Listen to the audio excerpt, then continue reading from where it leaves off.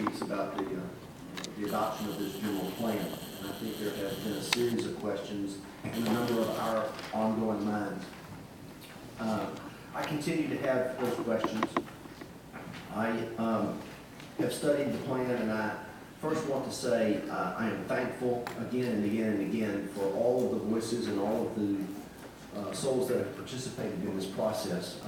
I think Houston is stronger for it. That being said, I continue to have the concerns that a 30,000-foot observation document provides as opposed to a more direct and more complete document.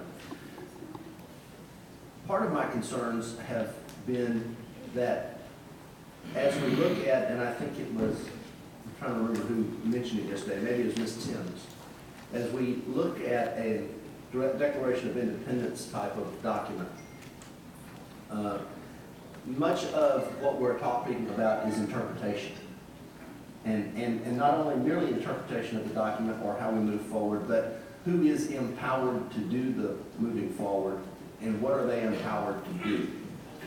I am particularly concerned that we don't have a focus on that yet, and that seems to be a moving target, because I'm afraid that at some point in time, a director of some sort, of some department, or a city official may take it on their own to approach this moving forward on a general plan in a particularly different way that council did not see.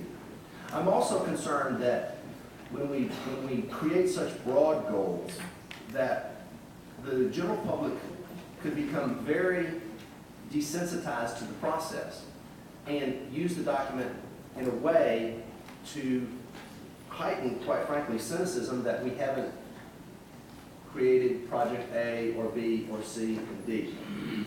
All of that being said, I have been particularly interested to hear the voices of those people who have participated in the process. And I have been particularly proud of the disparate voices that have participated, even though I don't think as many people in Southwest Houston and across the city should have participated, or have participated as should have. That being said, I've chosen to support this particular endeavor at this point in time, as much as anything to honor the work of the people that have done the hard work to date. One of the things that I've heard from them on multiple occasions is that they've chosen to take this general approach because they could not come to a consensus on the harder issues. That's telling. It's telling to me, and I think it's telling to all of us around the table. We've heard some voices say that, in fact, it's council's job to make the hard choices. That is absolutely true. But the truth of the matter is, if we're going to build a general plan, in my opinion, we as a community have to tackle the hard issues.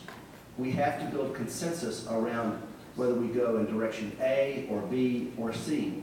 And that means that whoever sits in those voluntary groups in the future, as we do phase 2 and 3 and 4 of the general plan, have to be willing to take on the hard issues so that they can help this council and the next mayor build consensus in the community to say, this is where we have heard from the community and where we need to go.